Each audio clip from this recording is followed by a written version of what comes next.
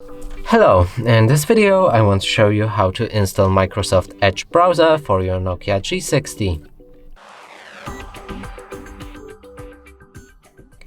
And to do this you'll need to open your Google Play Store, here find Microsoft Edge.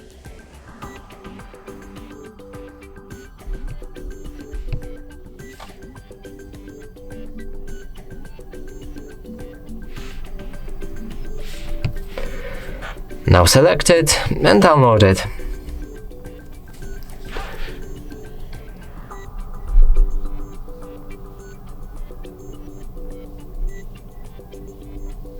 After installation process is complete, you should be able to open the app.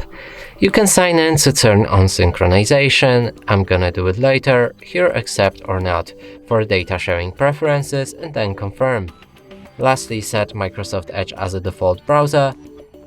And here finally we can start browsing.